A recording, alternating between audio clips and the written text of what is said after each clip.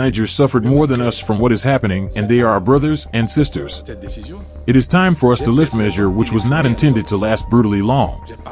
We learned that the three countries Burkina, Niger, and Mali left the ECOWAS Union. A lot of people are pained, and even after they made this decision, I personally telephoned one of them. I spoke on telephone with one of the three presidents at a given moment. I told him everything has to be done to reconcile. ECOWAS. Should the organization stay intact or be broken into pieces? Given all the actions that ECOWAS has taken, it is difficult for the nations to hold on to it. However, leaders like Talon don't want this to happen. He urges the three nations, Burkina Faso, Mali, and Niger, to come back to ECOWAS, because he believes that the organization, established decades ago, should not end so easily. But should emotional connections prevail over a nation's benefits? Let's find out.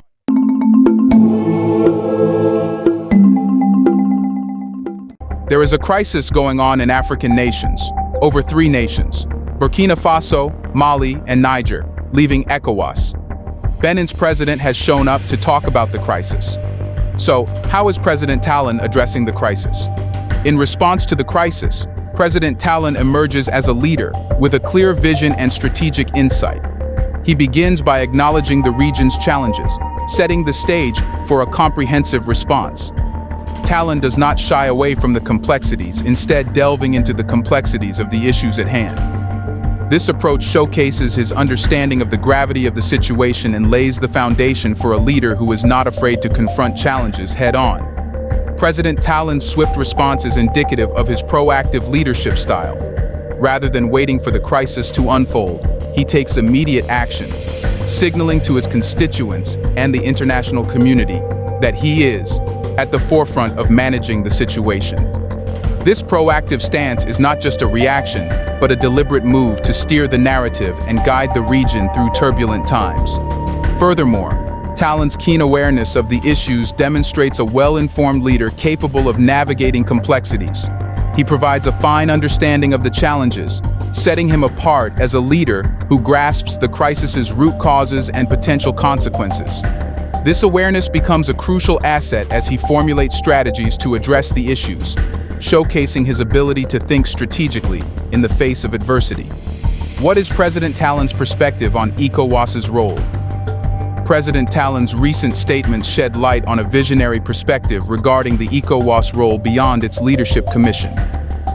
President Talon introduces a transformative perspective, challenging traditional views on the ECOWAS's role. He contends that ECOWAS is not confined to its leadership commission, but extends far beyond, involving citizens across member countries. This forward-looking approach redefines the narrative, encouraging a shift from a top-down structure to one that actively engages and includes the people it serves.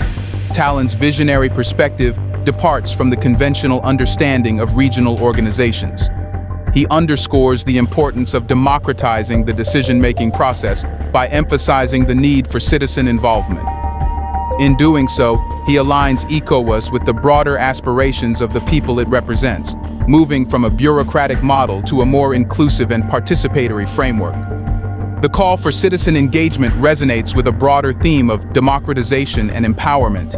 President Talon recognizes that the success and sustainability of regional organizations lie not only in the hands of appointed leaders, but also in the active participation of the citizens. This perspective aligns with contemporary notions of governance, where transparency, accountability, and inclusivity are paramount. Moreover, Talon's emphasis on citizen involvement signifies a departure from a narrow organizational focus to a broader societal context. He reframes ECOWAS as a dynamic entity that goes beyond bureaucratic functions, fostering a sense of collective ownership among the people it serves. This visionary approach positions President Talon as a leader who recognizes the evolving nature of regional organizations and their role in shaping a collective identity. But does he think ECOWAS and the three nations that ECOWAS are wrong? Here's a reminder to please like and share the video, and subscribe to our channel to watch more videos on Black culture, history, civilization, and identity. Let's continue now. President Talon's statesmanship is exemplified in his response to the suffering of the people in Niger. Instead of relying solely on formal statements, he takes a highly personal approach. directly communicating with one of the three countries involved. This strategic move not only underscores his commitment to understanding the human impact of the crisis, but also showcases a level of empathy that transcends conventional diplomatic discourse. Reaching out directly to one of the affected countries is an example of President Talon's recognition of the human toll of the crisis. By engaging in personal diplomacy, he establishes a direct line of communication, creating a platform for candid discussions beyond the constraints of official statements. This level of direct engagement reflects a leader attuned to the emotional and human dimensions of the crisis, moving beyond the political intricacies. He does believe that ECOWAS has been brutal on African nations. Recently, the call to end sanctions on certain countries has gained momentum, with leaders expressing urgency in removing these measures. The sentiments echo a desire for unity and solidarity among nations. One such case is the plea from a leader regarding the sanctions imposed on Benin, emphasizing the unintended consequences on its neighboring country, Niger. In a passionate plea, the leader highlights that the sanctions were not intended to cause harm to Benin, but were, in fact, disproportionately affecting Niger. The leader expresses concern for the people of Niger, asserting that they have borne the brunt of the sanctions more severely than their Beninese counterparts. This revelation prompts re-evaluating the sanctions' impact and the need for swift action to rectify the situation. The leader underscores the deep-rooted bonds of brotherhood and sisterhood between nations, emphasizing that the suffering of one should resonate with all. By shedding light on the hardships faced by the people of Niger, the leader calls for a collective effort to lift the sanctions and alleviate the shared burden. The mention of shared pain serves as a poignant reminder that unity and collaboration are essential for the well-being of the entire region. Leader recounts reaching out personally to one of the three presidents of the departing countries. The plea for reconciliation goes beyond political considerations, emphasizing the need for unity among nations. The leader advocates for dialogue and collaboration to mend any rifts that may have led to the decision to leave the regional union. This personal touch highlights the importance of diplomacy and open communication in resolving disputes and fostering understanding. But why does Talon want Burkina Faso, Mali, and Niger not to leave ECOWAS? While sanctions imposed by ECOWAS on these nations add a layer of complexity, Talon's concern is not just about policies and trade relations. It's about unity in the face of regional challenges. Picture a mosaic of cultures, languages, and traditions spanning the vast landscape of West Africa. ECOWAS, established in 1975, emerged as a beacon of regional cooperation, aiming to foster economic integration and political stability among its member states. The organization encompasses 15 countries, each contributing a unique flavor to the dynamic mix. Burkina Faso, Mali, and Niger, situated in the heart of the Sahel region, have recently found themselves under the spotlight due to ECOWAS sanctions. The reasons are manifold, ranging from political instability and governance issues to security concerns. However, Talon, ever the astute politician, recognizes the bigger picture, the fragility of unity. As the leader of Benin, Talon has weathered political storms and navigated the intricate tapestry of West African politics.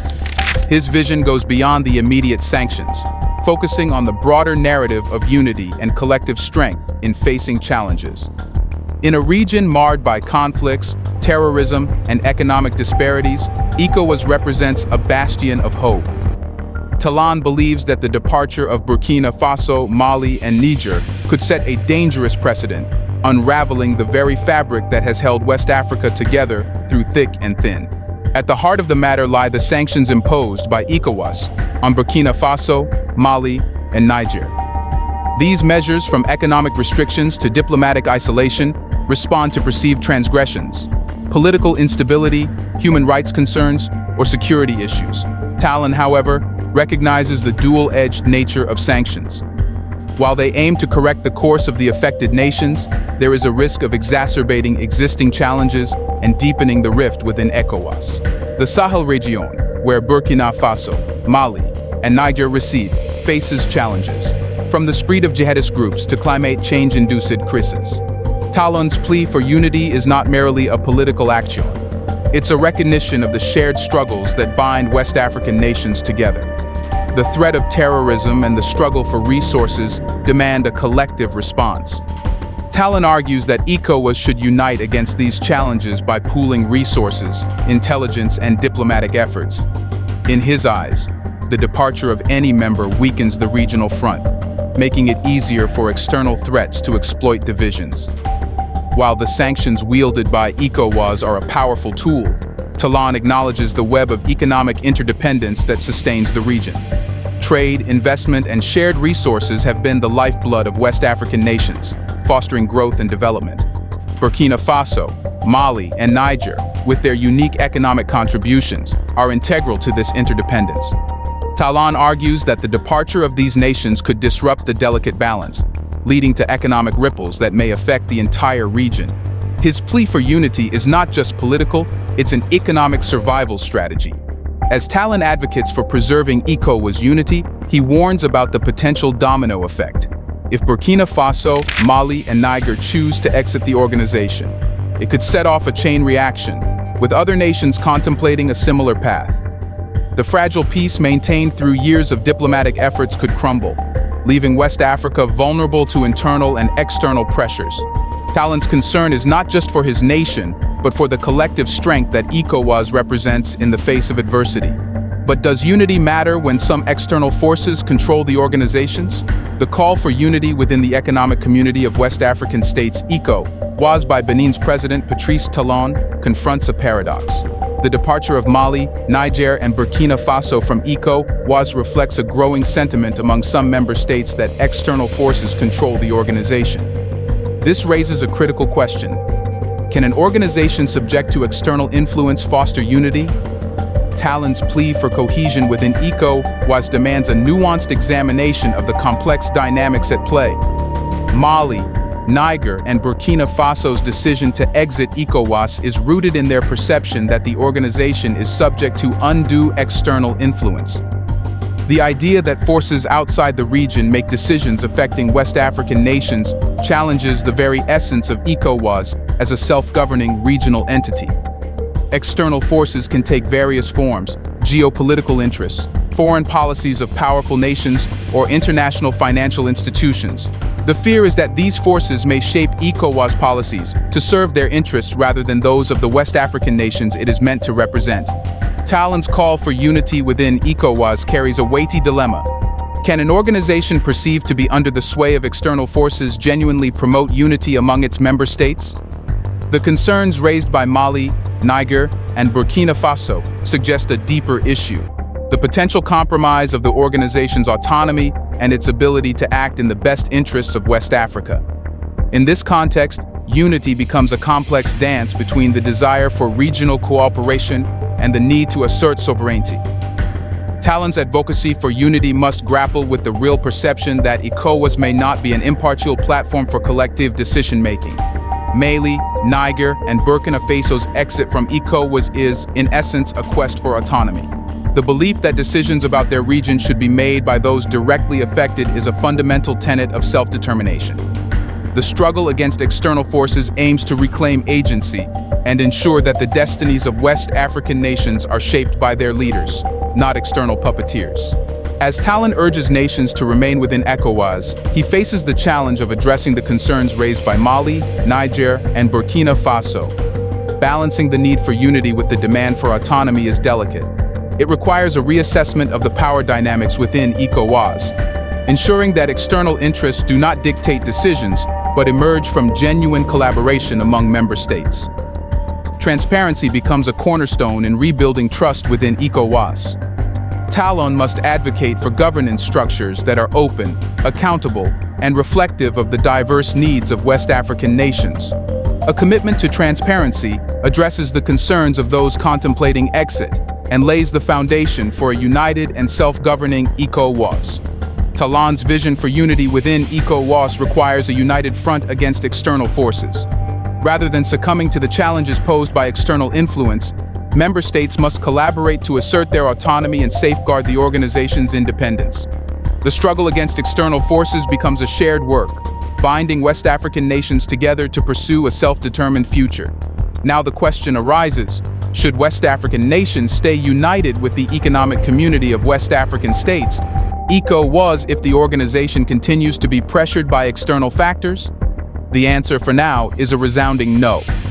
This response is grounded in recognizing the challenges posed by external pressures and the potential erosion of the autonomy member states seek to safeguard. Global politics often subject regional organizations like ECOWAS to external pressures. Geopolitical interests, economic agendas, and strategic considerations from powerful nations can cast a shadow over the decision-making processes within the organization. The very essence of ECOWAS as a regional self-governing entity is jeopardized when external forces exert undue influence. One of the primary reasons for the hesitant no is the erosion of autonomy. Member states within ECOWAS, particularly those considering leaving, express concerns that forces beyond West Africa's borders are shaping decisions affecting their region. This compromise of autonomy raises questions about the organization's ability to act in the best interests of its members and calls into question the very foundation of ECOWAS. While unity is a noble goal, it should not come at the cost of subjugation to external pressures.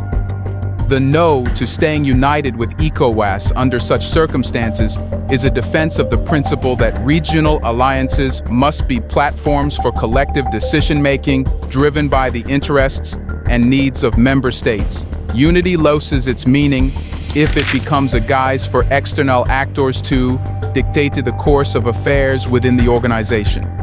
Persisting in unity under the weight of external pressures may risk turning ECOWAS into a mere proxy for external agendas. By remaining within the organization, member states could inadvertently become pawns in a larger geopolitical game, where decisions are made not for the benefit of West Africa, but to further external interests. The no is a safeguard against the potential subversion of ECOWAS into a tool for external powers. The no is not a rejection of regional cooperation, but a call for reformation.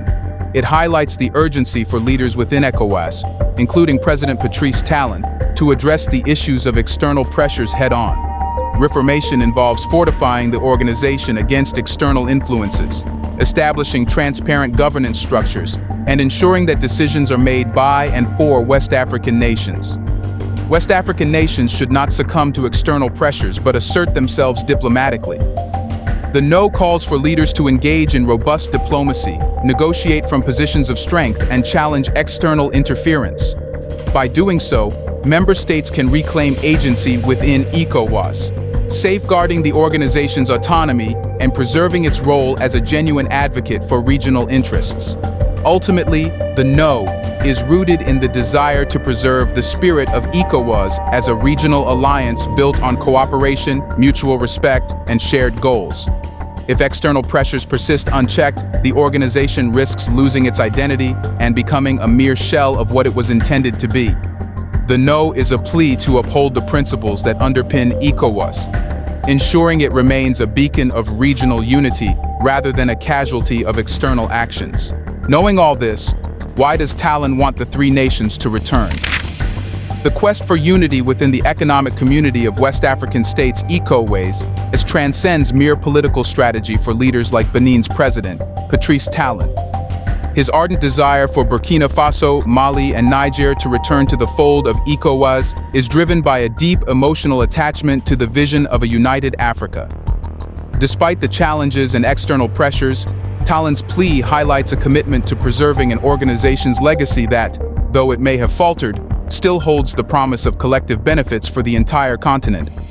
ECOWAS, established in 1975, emerged as a beacon of hope for West African nations seeking economic integration and political stability.